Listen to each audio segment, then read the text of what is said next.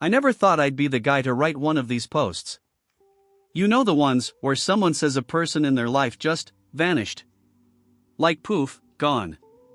New name, new city, new phone, no forwarding address. And you're left standing there, looking like an idiot, trying to piece together what just happened.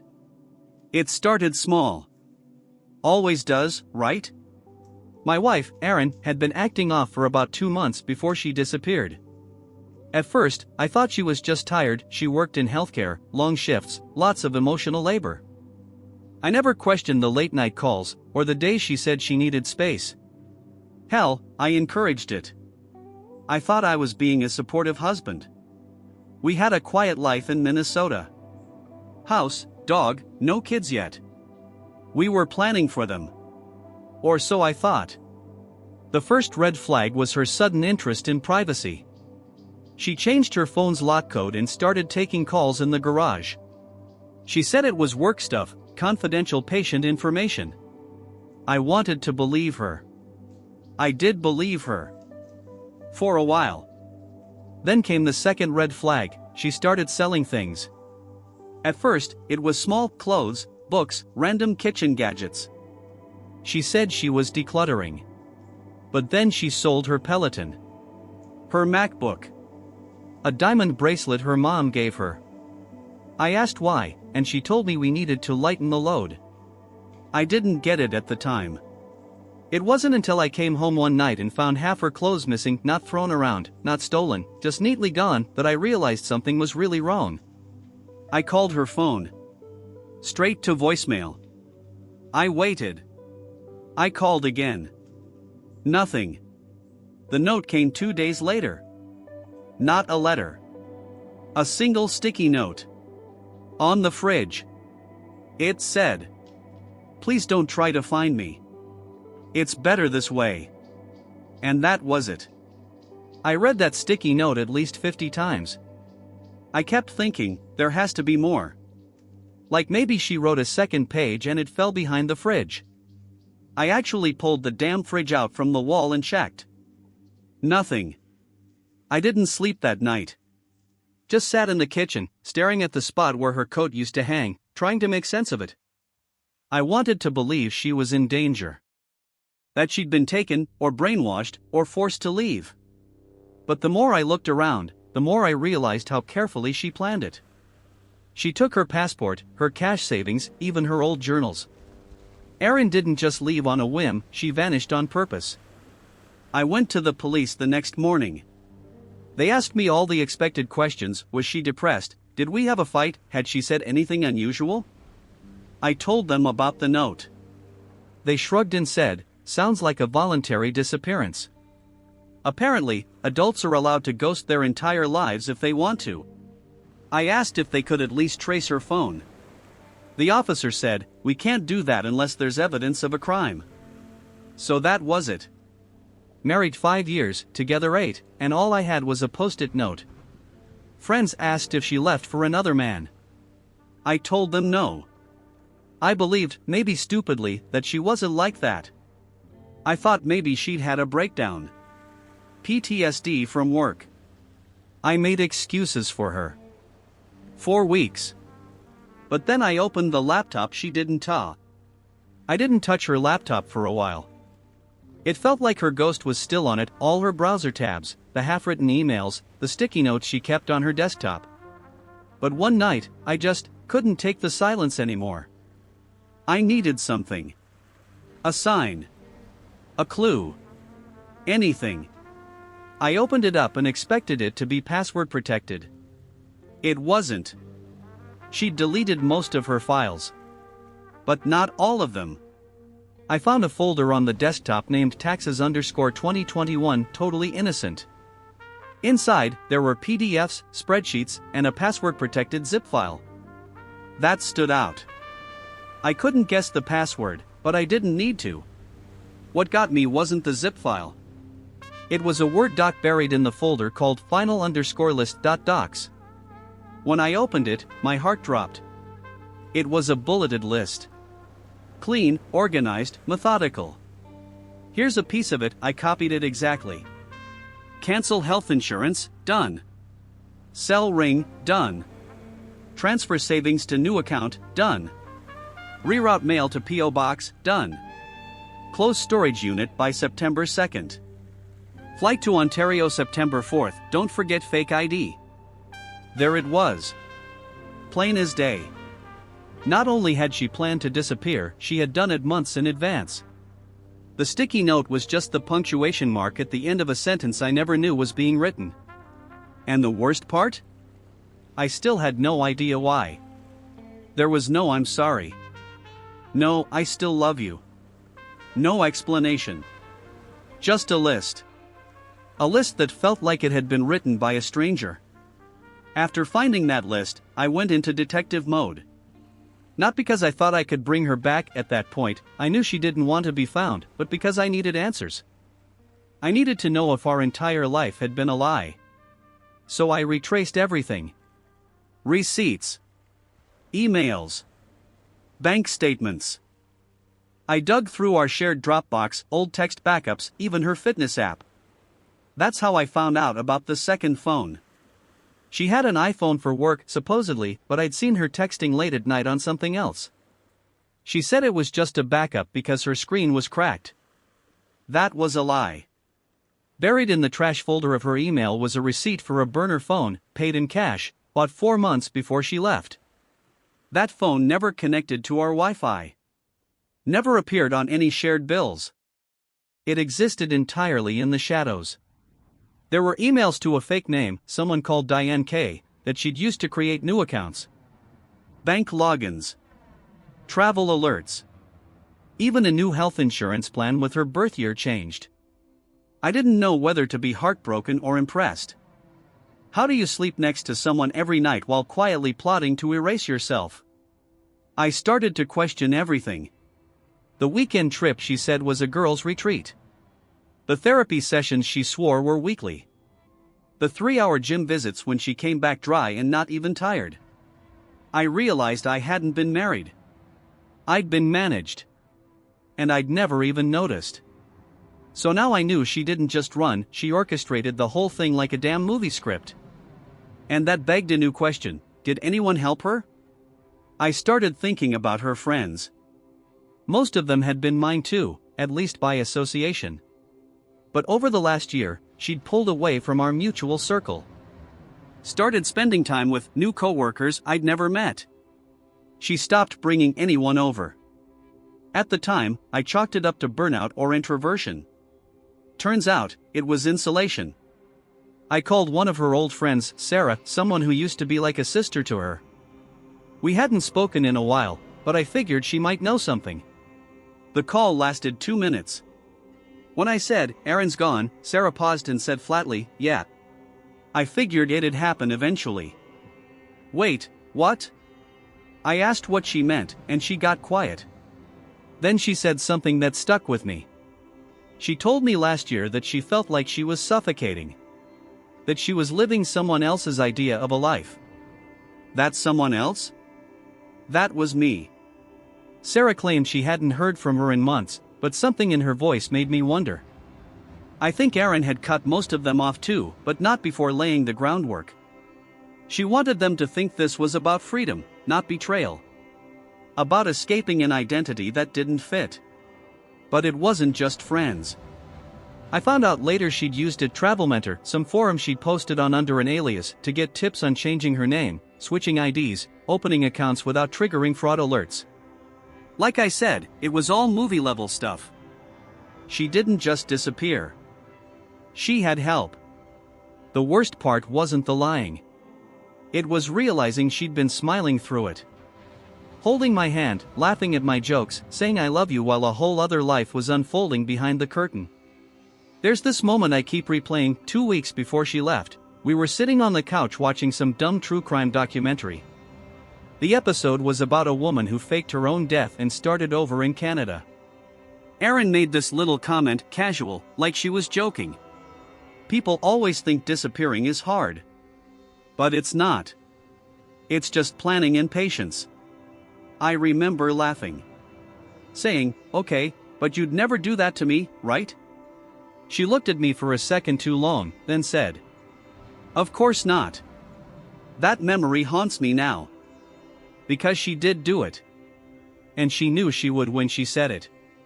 I think that's when I snapped, not in some dramatic way, but emotionally. The bottom dropped out. I didn't cry. I didn't scream. I just stopped feeling. I didn't go to work for 3 days. Just sat in the same hoodie, refreshing her email inbox, watching for login alerts that never came. Hoping for even a mistake. Anything. But she'd made sure there wouldn't be one. I was grieving someone who wasn't even dead, just done with me. And that kind of grief? It doesn't come with casseroles or sympathy cards. It just sits in your chest like cement. About a month after she vanished, I got a call from a number I didn't recognize. It was a manager at a storage facility across town. Erin had listed me as an emergency contact when she first rented it years ago. She must have forgotten. He said, "The unit's been cleared out, but there are a few items left behind. If you don't come by this week, we'll have to dispose of them." I asked him what was left. He said, "Just a box and a coat." So I went. It was surreal. I'd never even known she had a storage unit. I walked in expecting, I don't know, maybe clues. A diary. A map with red string.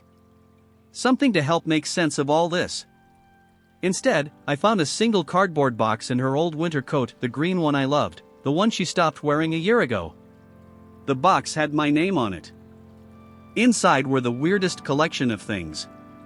A photo of us at the beach, frame cracked. A keychain I gave her on our 2nd anniversary. A USB drive. A handwritten note that just said, "Don't look for me. You'll only find who I was." That line hit like a punch to the throat. I took the USB home. Plugged it in. There were 3 things on it: a playlist called Goodbye Songs, a scanned letter to a lawyer about name change paperwork, and a folder of scanned documents with a new name I didn't recognize. She was serious. She didn't just leave me, she left herself. And I was supposed to make peace with that. I wasn't ready for what the playlist would do to me. It was 19 songs long. All with titles like No Name Face, Runaway, Weightless, and Landslide. Some were artists I didn't even know she liked. Some were ones we used to listen to together when we were first dating, back when things felt real, or maybe I just thought they were. I hit play. I don't know if she meant for me to hear it, or if it was just her way of narrating the end of her own story, but every lyric felt like a confession. You say you want a life of your own. I'm not the one you think you knew. I was already gone before you knew I was leaving. At first, I was angry. Like, screw you, what kind of person ghosts their husband and leaves behind a soundtrack? But then halfway through the playlist, that changed. I started crying. Because the songs weren't just about running away. They were about feeling trapped. And it hit me, maybe this wasn't just about betrayal. Maybe this was about someone who had been planning their own escape for longer than I'd even noticed something was wrong. Still doesn't justify it. But it complicated things. Because if she felt that lost, that erased, why didn't she talk to me? Why didn't she let me try to help? Instead, she let music say the things she wouldn't. Or couldn't. And left me to sit alone in our quiet apartment, listening to a goodbye she never had the guts to say out loud. A few weeks after the playlist, I got an email. It was from an account I didn't recognize, random numbers and a Gmail address, but the subject line stopped me cold. "You'll be okay." I opened it before I could second guess myself. It wasn't long. Just 5 sentences. "I know you're hurting. I didn't leave because of you. I left because I couldn't be who I was anymore. I hope someday you'll understand that. Don't try to find me, it won't help either of us. No name. No love, Erin." But it was her. I knew from the way she wrote, her rhythm, her weird habit of using em-dashes instead of commas, and that one missing period at the end. She always did that. I stared at the screen for what felt like hours. I didn't reply. What was there to say? She made her choice. I was just the collateral. But that email made something click. She didn't vanish because she hated me. She vanished because she hated herself or who she had become. Or maybe she hated the life we'd built, and it was too late to say it out loud without breaking everything. Either way, she was already gone. And I was the one left to carry the silence. That's when the shift started in me. Not forgiveness, not yet, but detachment. Like, okay. This is what it is now. This is my life. Without her. They reached out a month after the email. Her mom called first. I hadn't spoken to her since Christmas. She and Aaron had been distant for years, but they still checked in occasionally. She sounded worried, but not surprised. We haven't heard from her. Not even a text. I hesitated. I didn't know how much to tell them. I mean, it wasn't my secret to protect anymore, but I still felt weird airing Aaron's disappearance like dirty laundry. Like it would somehow expose how clueless I'd been. I told her mom the truth, or most of it. That Aaron had left, and left me a message saying not to look for her. That I thought she might have changed her name. That I had no clue where she was now. Her mom just sighed. She used to do this when she was younger. Just shut down. Start over in her own head before she ever said a word out loud. And that's when it really hit me, maybe this wasn't new. Maybe I hadn't broken her. Maybe she'd always had one foot out the door, and I just didn't want to see it. I asked if they wanted me to send the USB, or the letter, or the coat. Her dad said, quietly, no. If she left those behind, she wanted them to stay behind. So I kept them. I don't know if that was the right choice. But it felt like a small way of saying, I still see her. Even if I don't know where she went. I thought it was over. Or at least, I hoped it was. My life slowly started piecing itself back together, not perfectly, but enough to keep going. I kept my head down, focused on work, and I started going to therapy. But then, about 6 months later, I got a call from an unfamiliar number. I almost ignored it, but something made me answer. It was a woman's voice. Hi, is this my name? I think you're the person who can help me find Aaron. My chest tightened. At first, I thought it might be some kind of scam, or someone pulling a prank. But then she said the one thing that made my stomach drop. I'm her sister, Lila. I didn't even know Aaron had a sister. Apparently, Lila had been trying to get in touch with her for weeks, but Aaron's phone was disconnected, and all the usual methods of contact were blocked. Lila had been investigating and found out about me. The storage unit, the burner phone, everything. She had questions. I barely knew what to say. My mind was 1,000 miles away. Lila explained that Aaron hadn't just run away, she had cut ties with everyone. Family. Friends. Old co-workers. But she still didn't understand why. She thought maybe Aaron had been hiding something serious. Health issues? Money problems? I just told her the truth. Everything. About the email. The playlist. The lawyer's documents. The USB. And then Lila said something that stopped me cold. I've been searching for months. But I think I found her. I think she's in another country. I didn't even know how to process that. All this time, I thought she was somewhere in the same city, hiding in plain sight, refusing to reach out. And now, Aaron had gone global? Lila's voice broke through my haze. I don't know if you want to know where she is. I don't know if I even should tell you. I told her to wait. Because in that moment, I realized something. It was time for me to finally decide whether I wanted closure or whether I was ready to let go. Lila gave me the details, but I didn't immediately follow through. I thought about it for days, where she might be, what she might be doing, whether I even had the right to track her down. I had a choice now. I could call her, meet her, finally get the answers I'd been chasing for months. I could confront her, demand to know why she left, why she couldn't just talk to me. Why I was the last to know, always in the dark, stumbling through the wreckage she left behind. But there was something else that tugged at me. The idea of closure, sure, but also the possibility of starting over. For both of us. I realized, in those days of reflection, that I wasn't just grieving Erin, I was grieving who I thought she was.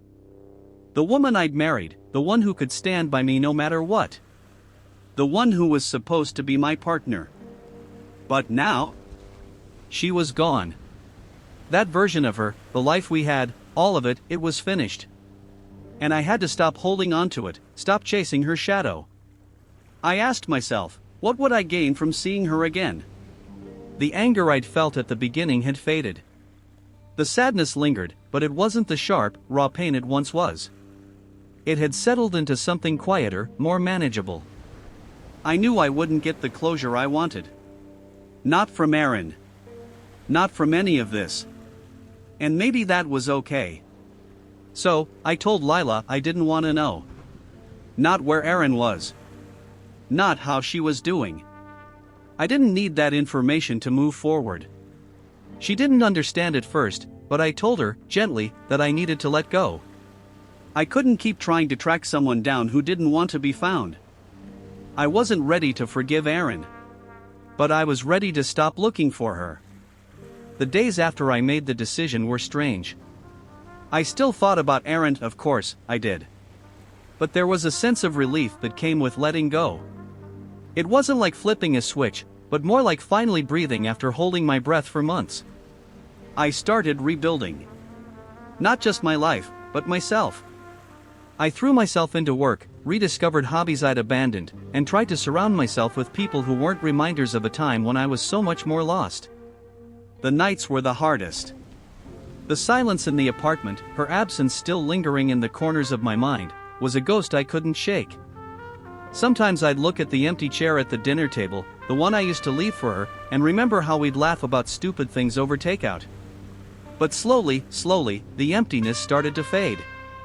It didn't feel like healing, it felt like adapting. Like finding peace in the quiet and making space for something new. I didn't date again right away. Honestly, the thought of being close to anyone else felt like a betrayal to myself. But I did start reconnecting with old friends, people who knew the person I used to be before Erin. It wasn't perfect. There were still moments when I'd wake up in the middle of the night, or walk down a street, and think I saw her, just for a second. But I always reminded myself, she made her choice. And I needed to honor my own. One day, I realized I had stopped checking my phone for messages from her, and I hadn't even noticed when that happened.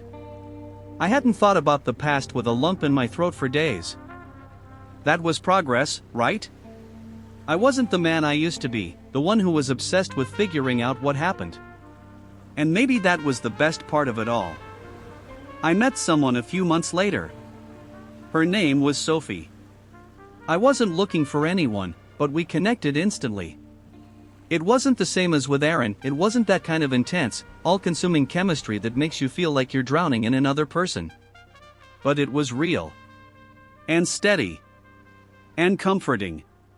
We spent time together, talked about everything and nothing, and I found myself laughing again, really laughing, not just in the way you fake it to fill the silence. Sophie was funny, kind, and she had a way of making me feel at ease in my own skin. She didn't need me to be anything other than myself. It was a stark contrast to what I had with Erin. With her, there was always a sense of waiting.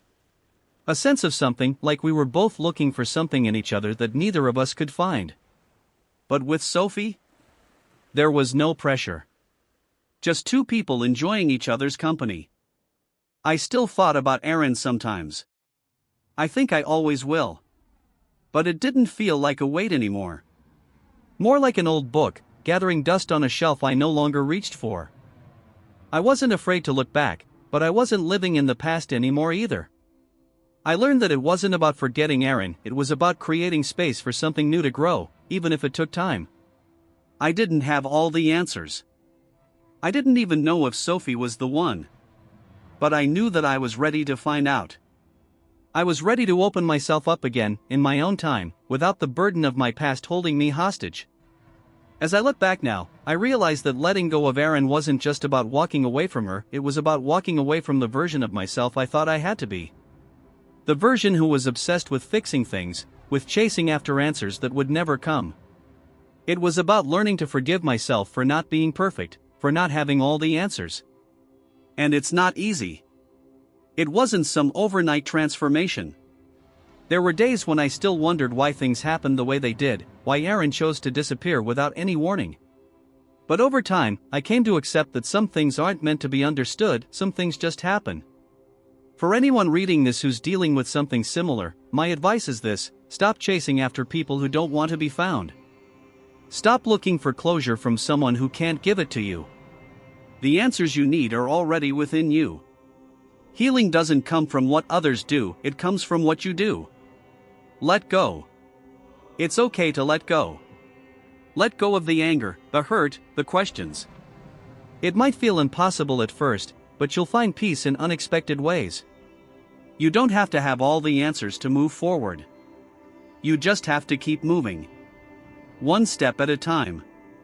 And before you know it, you'll be in a place you didn't think was possible, a place where you can breathe, laugh, and look ahead without that heavy weight from the past. So, to anyone who feels stuck, to anyone who's still waiting for someone to come back, don't. Life is too short, and you're too important to waste it waiting for someone else to figure out their own path. You'll find your own way, in your own time. And I promise, it will be worth it.